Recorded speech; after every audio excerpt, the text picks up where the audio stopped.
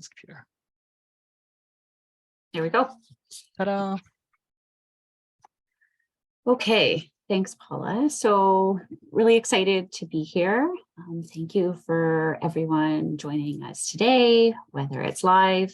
And as Paula just mentioned, we're also going to be recording this, and it will be uploaded to the website so people can also watch it at a later date. So just to introduce ourselves, my name is Holly Dickinson. I am a registered dietitian as well as a registered psychotherapist. Excited to be talking about some tips and strategies in terms of coping through the holidays with my good colleague, Paula. Just for a little bit of background information on myself, as I mentioned, I'm a dietitian as well as a psychotherapist. Started off my career as a dietitian, later became a psychotherapist. I've worked in a hospital-based setting, as well as done private practice over the years, mainly specializing in eating disorders and mental health. And really honored to be working for the Center of Psychology and Emotion Regulation for, I guess, the last year and a half now. So I'll just pass it over to my friend and colleague Paula just to introduce herself. Yeah, pretty much Holly covered it for myself. Paula Ng, registered dietitian. I don't have any other titles, but I have been working as a dietitian for almost 15 years now. And the vast majority of that time has been in eating disorder programs, most of the time in hospital-based programs. And right now I'm currently working part-time at Lake Ridge Health's eating disorder program, and the other half of my time in private practice, such as a place like Center for Psychology and Emotion Regulation. All right, so maybe we can get started with the slides, the fancy slides we worked on. So our question that we wanted to start with in terms of coping with the holidays, what comes to mind when you think about the holiday season in December? Holly, do you want to get us started? Sure. And actually, this would be a time too that if anybody wants to type in the chat there what comes to mind for themselves when they think about the holiday season, please feel free to do so. And we just thought it would be an opportunity for people to share there. But maybe I'll start with myself. So what comes to mind when I think about the holiday season? I definitely enjoy the holidays and celebrating with family and friends. Just like Victoria is saying here, food, friends, and family for sure. I definitely enjoy that as well. Jody is saying family, food, and busy. And that I can all relate to as well, and definitely the busyness. So not only do I celebrate the holiday season, but also both my children as well as my husband have birthdays in the month of December. So it's definitely a busy, also can be slightly stressful, slightly expensive time. And one thing that I try to remind myself during this time is definitely taking some time for some self-care and just being mindful that it can be stressful, it can be busy, and just to find some time just to slow down. And if I can sort of carve out a few minutes or hopefully a bit longer than that for self-care, I find that is helpful for myself in terms of just managing everything that comes along with the holiday season. What about for you, Paula? I'm the opposite. My extended family here in the city is very small. And so I find that the holiday season is definitely a good time to get together and have celebrations with food. I'm obviously Asian, and so we take this time to try to branch out and have more Western food during these times. And it's also, for me, I find, because I have a smaller family and not as many things to sort of rush around and get to do, it's a really good time for me to actually connect with friends and family that I haven't seen as often, or make phone calls to family that's across the country and across the world that we can call and catch up with. It's really good time to, in smaller groups, also meet up with friends that I have in the city, and trying to squeeze my time in and around so that I can get a chance to see all these people that I haven't seen for a while, and do some of the activities in and around the city. So I always find it's a nice thing to look forward to because everybody's schedule more or less slows down a little bit. And while we are busy with family, we can also try to make some time to get together with friends and catch up. So I always like this holiday season just for gatherings and meeting up with people I haven't talked to in a while. Great. Oh. And I guess that's kind of what we'll hopefully address today. So Paula and I sort of have different maybe things to think about with the holiday season. So we're hoping for that more busy time, or maybe for you it's a quieter time. We're hoping through this webinar we'll address how to sort of manage during both those scenarios. Yeah, and so we thought maybe we could come up with some scenarios that we might come across or we've had happen to us in the past that might sound familiar to us, and how to address these scenarios. So we've come up with a couple. So our first one is the workplace holiday party. So every year your workplace has a holiday party, and this year it's going to be in person. Unfortunately, that might mean assigned table seating, awkward small talk, and listening to that person from the accounting department and their opinions on dieting and weight loss. So what should we do? So how to manage the workplace holiday party. So if the workplace holiday party happens to be a buffet style, so food is served just in platters and you have to go up and you have to grab your own, we would often encourage people to take a look at what's available first. So I like to call it like a drive-by. You just walk around, see what's available, know what you think you might like, and then grab a plate and fill it. If you do have a sense of hunger versus fullness, so you're pretty in touch with those things, then you can try to eat until you start to feel full and wait about 10 minutes, reassess whether you're still hungry and if you want more. If you're still hungry, totally okay to go back for a second plate. If you're not really at the point in reading whether or not your hunger and fullness is accurate, try to use what we call the plate model. So the plate model, which I'm going to jump ahead and show, is typically if you're looking at a plate, you want to evenly partition the plate with a third protein, a third starch, and a third vegetable. On the screen we have here, we have a couple of examples, not only on the side with the pictures, but what you would have under, say, for example, starches. So potatoes, noodles, rice, quinoa, couscous, bread, rolls, pasta. A third of your plate, any kind of cooked vegetables, salad with dressing, and then the third protein. So we've got any sort of like poultry, pork, soy, fish, beef, seafood, eggs, they all kind of fall under that. Beans and that kind of stuff as well would also follow under that third of the plate. And usually this would probably make more sense for a buffet style, because when you go, there's probably multiple different kinds of protein and multiple different kinds of veggies and etc. So being able to fill your own plate with these thirds based on whatever your preferences are makes sense. If it's a bit more of a combination meal, so this is sort of not so much on the buffet style, but maybe you're at a friend's house and they have these more combination style things. So we would recommend what we would call like a 2/3, a third type of scenario. So a third would be the side dish with vegetables or starches. And then the other 2/3 with the plate would be the combination meal setting. So we've got stew here as an example, chili, burritos, wraps. Pizza is often another thing that we see often being asked of us, like, how do we sort of portion pizza? You would fill 2/3 of your plate with pizza, and then the other third would be filled with a side dish of item. And then lastly, as another example of how our plates could look, you could, if it's like a all-in-one type of thing, stir fry is a really good example. Tacos, which might not be the most Christmas or holiday season type food, you would look at the whole plate being filled with these items. So just going back a little bit. Too far. Okay, so that's the plate model when you're portioning your food and using that as the guide. If you're still hungry after the first plate, it's totally okay and go back for seconds if you want. If it's a restaurant style, so maybe your workplace has decided to go to a restaurant and they've got coursed meals. So you've paid a set amount of money for a prefix menu. They've got 3 courses, for example. So like a starter, a main, and then perhaps a dessert.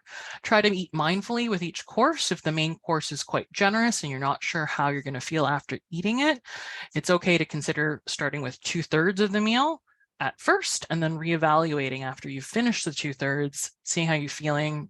Do you want more? Do you want less? That's totally fine, whichever way. And then if you're still hungry, obviously it's okay to have more. Well, and so these are our slides again, that we all saw. You're going to see those quite frequently throughout this session. Despite what others might be saying, it's okay to enjoy tasty treats without guilt. Try to be mindful when labeling foods as good or bad. Try not to place restrictions on certain foods, as this will likely increase desires of what you want to restrict even more. So labeling them as good or bad and putting that value, that's going to make you feel guilty about them. You don't really want to do that. It makes it not a great, enjoyable time.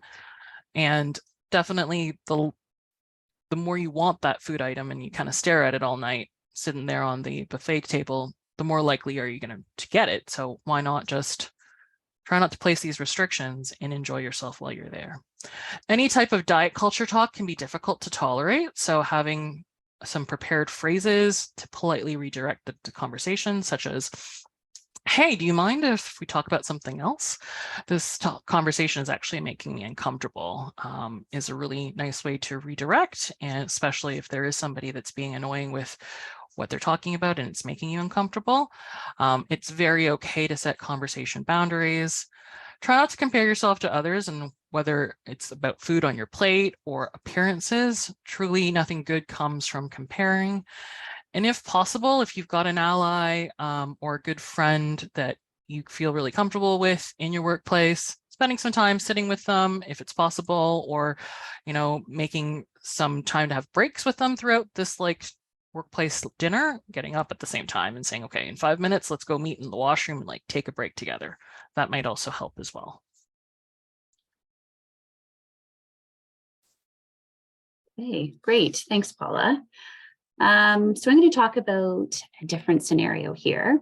You'll notice we definitely have some similarities in terms of tips and strategies, but we thought we'd run through a few different ones just so that we can get some different perspectives and cover the basis of what people might experience over the holiday season.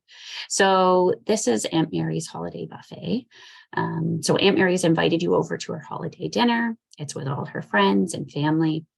It's potluck style, which is also quite similar to a buffet style, similar to what Paula just was mentioning. There will be a table full of options.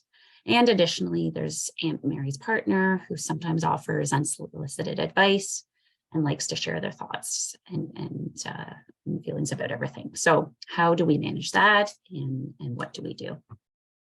Okay, thanks, Paula. So first, pre-planning can be really helpful. So pre-planning is a strategy that can be helpful to avoid that feeling of being overwhelmed. So whether it is going to a restaurant or going to something like Aunt Mary's house, it might be helpful to speak or call ahead to the restaurant just to find out what is the plan for what's being served that day. That can then be helpful, so it leads to less feelings of feeling overwhelmed in the moment. You know what to expect. And just it helps to put that pre-planning in place, depending on how comfortable you're feeling. You might not have to do this, but if you are feeling a little bit of apprehension or anxiety, this might be a helpful way just to find out. And just a quick phone call, just wondering, Mary, is it what's being served or what I can expect when I'm coming to your party? And that might also give an indication whether it's sort of a full dinner versus maybe just appetizers, and then you can plan accordingly. Not restricting throughout the day in anticipation of the event. So you might, amongst others around you, hear this sort of talk about, oh, I'm going to a bigger dinner this evening. I might plan I might eat differently this day because of this meal that I'm having later on. And we actually really encourage you not to do that. We know that restricting leading up to the main meal or can lead to further restricting or possible overeating or binging. So we really try and encourage sticking to regular intervals throughout the course of the day as much as possible. And what do we mean by regular intervals? So that's having your breakfast, lunch, and dinner at equally or approximately equally spaced times throughout the course of the day, and also including your snacks to help prevent from some of these things happening, like we said earlier. This was one Paula also touched on as well, but if possible, try to stay close to a trusted friend or family member who can support you and you feel has normalized eating habits. So this might be someone that you know takes a non-dieting approach, includes and has normalized eating, just so that you feel that you can sort of mimic it, even if that's helpful in terms of what they're doing with either their portioning or some of their food choices. This also might be a helpful strategy when you want to, in terms of managing any of Aunt Mary's partner's comments. So if you have that ally there, they can maybe also assist in terms of diverting any conversation that might be going on or that might be making you feel uncomfortable. And if you sort of give them that person a bit of a heads up, that can also be helpful as well.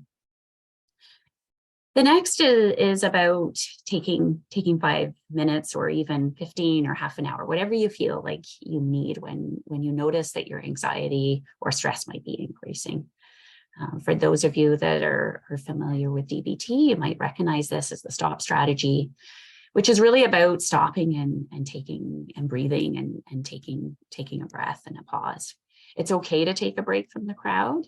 That might involve stepping into a quiet room, getting a breath of fresh air if you're feeling overwhelmed. So stepping outside, that cold air on your face actually might feel really soothing. And trying to just take some deep breaths and remind yourself that it's okay to feel overwhelmed sometimes. We all feel overwhelmed. It's definitely normal, especially when there's a lot of people around.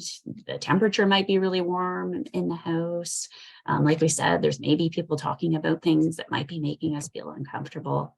So it's definitely okay to take a break. And there's no right or wrong in terms of how long that break may be, just like I mentioned earlier, whether it's a couple minutes or 15, half an hour, whatever you feel like you need. And then when you're noticing that maybe you've been able to decrease your heartbeat rate, this idea of having cold air or even running your hands under cold water can be really helpful, just to sort of slow things down a little bit, slow our heart rate down, and then trying to proceed mindfully when you feel ready to return to the party. So that can be a really good strategy, just to allow ourselves to be able to continue and engage in the party setting. Okay, next I'm going to talk a little bit about some of the food things. Some of this, like I said, we'll sort of be repeating throughout, but we do think just really important in terms of using as a guide when you're managing the food. So in terms of the meal yourself, giving yourself time to think.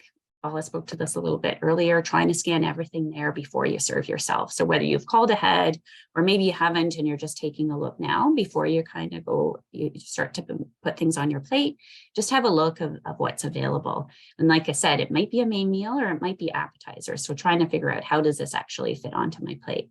So I'll just fast forward to the next slide for a second here, if you don't mind, Paula. And this is what Paula had shared earlier. So with the buffet style or the potluck style, this is probably the easiest way to help in terms of portioning your plate. So like we said, a third of the plate protein, a third of it the starch and grain, and the other third the vegetable.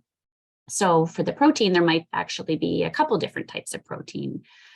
There might be a couple different types of starch, like potatoes and stuffing, or maybe, like I said, it's more in an appetizer form. So maybe it's some mini quiches or some veggies and dip.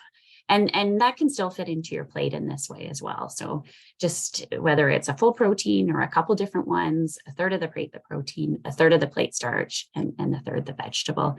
And I'll just go back to the next slide, if you don't mind, Paula. Thank you. And the other important piece with that is trying to put everything on your plate probably the first time you serve yourself, just so it's clear in terms of how much you're having. There might be the urge to put smaller amounts on your plate. Oh, maybe I'll go back. I'm not really sure. And that can be actually a bit problematic in that it might run the risk of feeling out of control or being unsure how much you consumed.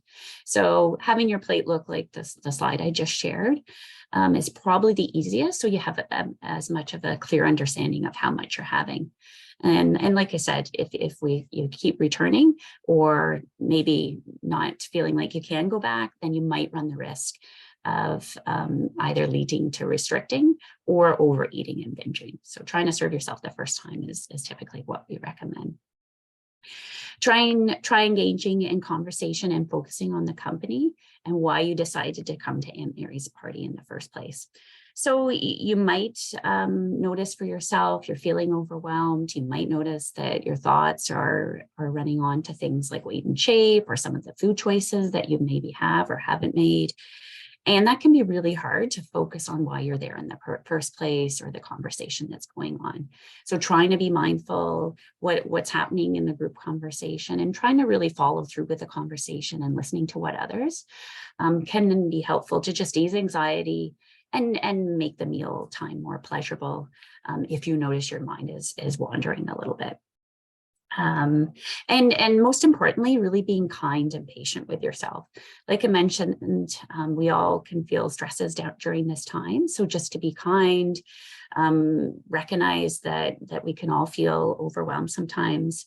And also just reading yourself and how you're feeling. So maybe you participated in the party, you've had the main meal with everyone, and you've taken that 5-minute break, but you're noticing that you're still feeling a bit stressed and anxious, but you've been there for some amount of time. So I think it's also okay to recognize where your limits are.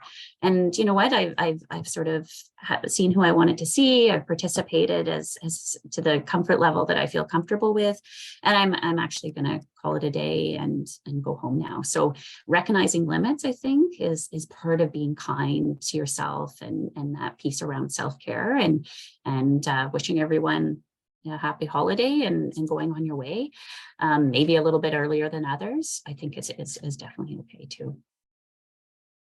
Okay, I'm going to pass back to Paula here for the next scenario. The next scenario we had come up with was perhaps maybe people have a couple events that they have to go in a row. So maybe you and your partner need to navigate 1 holiday brunch and 2 holiday dinners over the course of 3 days between your respective family and friends. And it's a bit of a marathon. So what are we going to do? So definitely following what also Holly had previously said, don't restrict your food intake in anticipation of these events. We really want to try to make sure that we think of it as any other normal day. Yes, maybe the meals are happening a little bit closer in time, but that, again, we just want to follow our normal routine of eating at regular intervals, at regular times, still making sure that we have a breakfast, lunch, and dinner, and our snacks in between. Exactly like Holly said earlier, when we restrict, we end up potentially overeating later in the day, and that's not a really great feeling.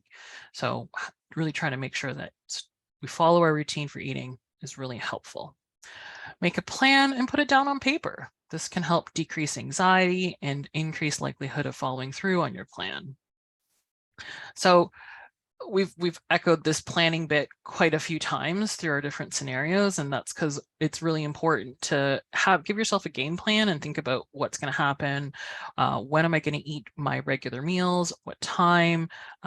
Where will I be? For example, will I be at home or will I be on the road traveling?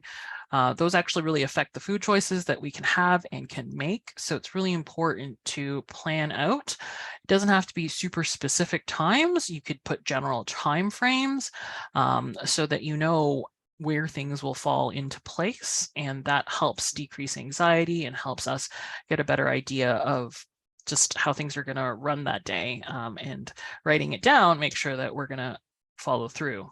Chances are we're going to more likely follow through. If there's a lot of time spent on the road traveling, remember to bring your usual scheduled snacks with you. A lot of the times when we're traveling, we're sort of running out the door. We often forget about our snacks or the fact that we might be spending quite a few hours on the road and we're caught without a snack, and then we end up again being overly hungry. And that's not great. So making sure that with part of the plan, we can grab a couple of snacks, keep them in the car. Those could be the backup snacks if we don't bring our regular snacks, but having food with you on the road, or even, making pit stops at various gas stations or like a Tim Hortons or something along the way to make sure we get our snacks in and we don't become overly hungry can be really helpful. Also helps with modulating our mood so that we don't become hangry, for example.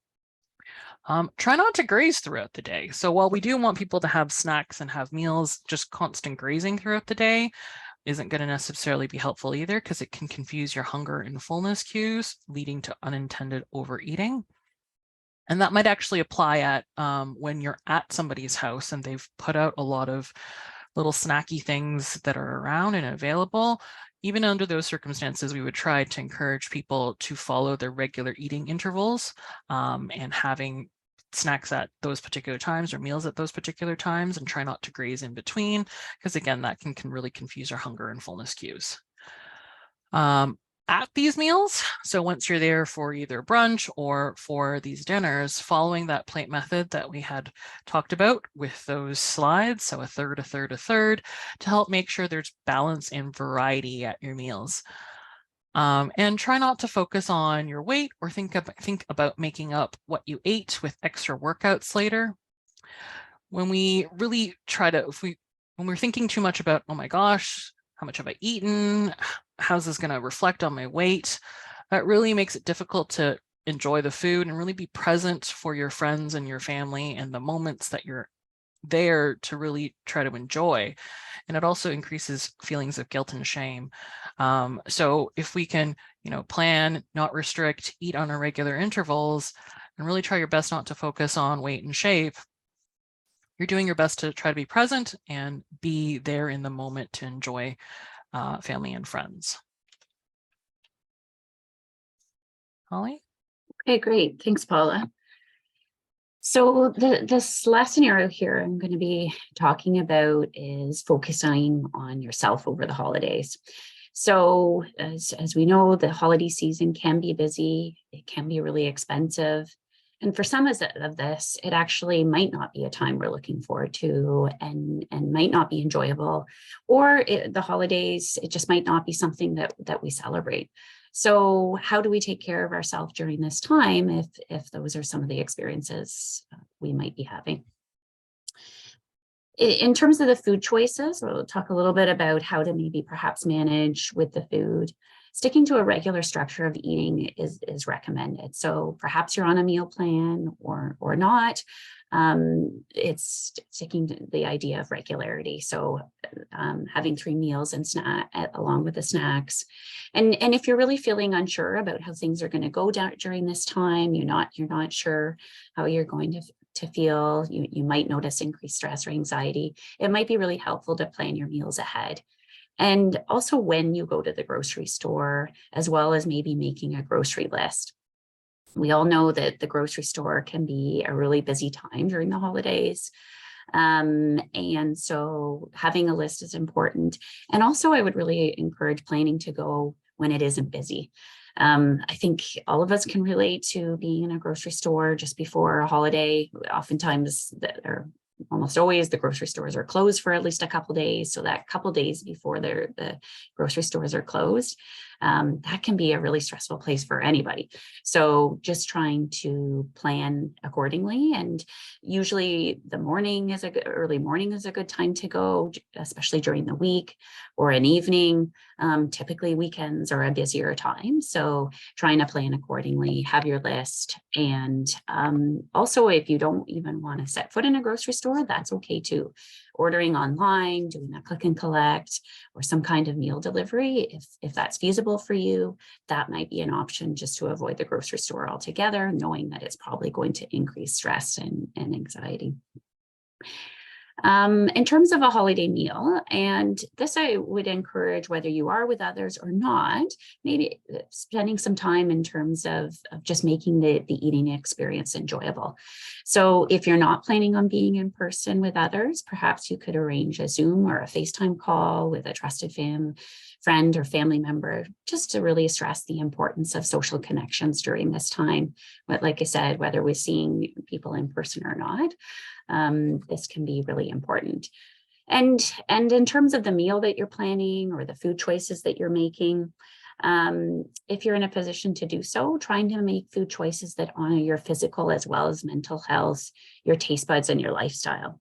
So what I mean by that is not only encourage making food choices based upon nutrition, but also the really positive associations we can have with food. Maybe there's a holiday meal that you remember having that a family member made, or it just is associated with positive memories. So that might be something that's important to incorporate.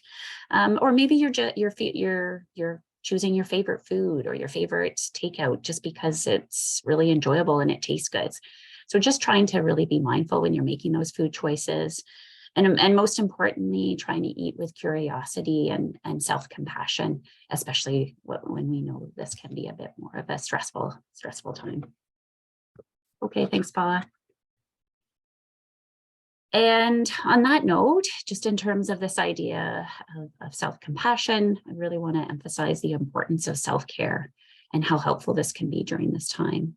So really trying to set a time aside to be mindful. And this can vary from person to person. I know for some people, mindfulness can be really challenging. And it doesn't have to take very long. So maybe it means writing for a few minutes in a journal each day, maybe what you're thankful for during this time, or even just our own thoughts and feelings, and how do we feel that what's sort of going on in our head, just to be able to jot that down. Or the idea of just practicing some mindfulness. Again, it doesn't have to be for a long period of time, it can be 5 minutes. It can be helpful to set up that 5 minutes, whether it's at the beginning or the end of the day, but maybe just to get into a routine around doing that.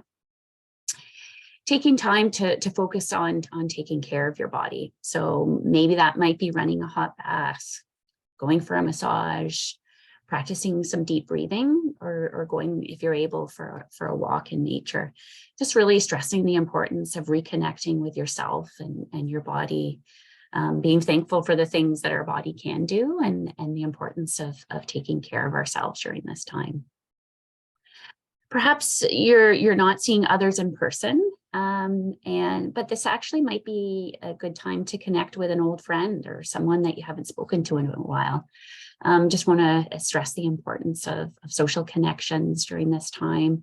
So maybe it's sending an email or making a phone call to reach out. This might be helpful just in terms of reaching out to someone, sharing with others. Helps in terms of lifting our mood and like I said, making that social connection. Next is being mindful of our surroundings and being aware of screen time. We all have been there in terms of spending time on our computer or our phone. Sometimes that can be a bit dangerous in terms of social media rabbit holes that we might find ourselves going down that might not all be the most helpful in terms of our own sort of self-reflection on how we feel about ourselves. So maybe making some time to put down the phone or step away from the computer for a little bit. Perhaps picking up a book that you've been meaning to read for a while, or just taking 5 minutes and curling up on the couch with a mug of hot tea, or running that hot bath. And lastly, being kind to yourself. This can be a really challenging time, whether you're with others or not. And just taking a moment to emotionally recharge and offer yourself the same love and kindness you would show others. And this really is about self-compassion. And this piece that around showing the same love and kindness that you can show others can maybe and showing yourself that same love and kindness can really make a difference in terms of challenging any negative thoughts that we might be having. Okay, thanks, Paula. No problem. And so we just wanted to recap as we're winding down towards the end of our presentation. planning ahead, whether it's calling ahead and asking what's going to be served, planning ahead, whether it's for the timing of when you need to be at certain places and where you need to make sure that you're having your regular meals and snacks in between, or even planning your time to make sure that you do go to the grocery store, and maybe it's not during a peak time, so it's not such a hassle for yourself. Planning ahead's very important during this holiday season. We want people to remember not to restrict food all day in anticipation of dinners or big meals. Instead, just continue to follow your routine of regular eating at various intervals. To try to follow the plate method when possible at meals. We're going to get a chance to stare at those slides again in a second. Mentally prepare yourself for people with unsolicited opinions. The holidays or gatherings in general tend to be a time for us to share not just joy, but also opinions. And so knowing that that's going to be the case and having healthy boundaries, it's good to come up with a couple of phrases or that you don't even need to say out loud, perhaps, just mentally, these things that you could say to yourself.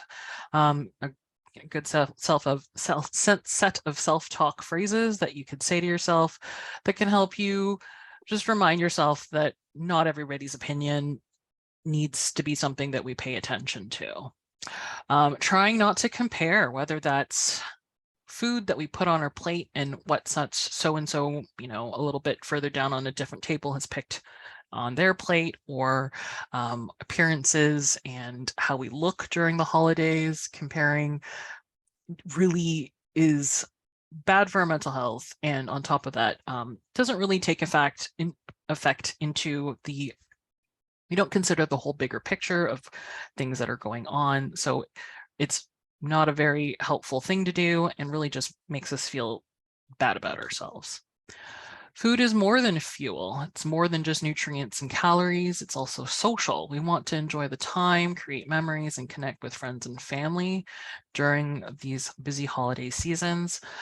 These are foods perhaps that we really enjoy eating, and to just really be mindful that, we should try to enjoy ourselves and appreciate the time that we have with the people that we enjoy, and sometimes less enjoy, but are with us during those times. And so lastly, don't forget to stop and breathe and find some quieter moments and practice being kind to ourselves, as Holly very well went through. I don't want to belabor all those things, but it's really important to take some time, breathe, practice self-care, so that we do find that balance during these hectic holiday seasons. As I said, we have our slides again for our plate model. We bring them up so frequently because we do think that they're important and they can be quite helpful. So you could fit in not just a buffet style, but like Holly said, appetizers can also fit nicely into often these models of food that we might be having. Are not only useful during the holiday season, but just during regular typical portioning throughout daily meals that we might have as well. And so lastly, we want to just finish off with whether you feel like really good and happy about the holiday season, or you feel a little bit blah, or you feel like you'd probably rather do without it.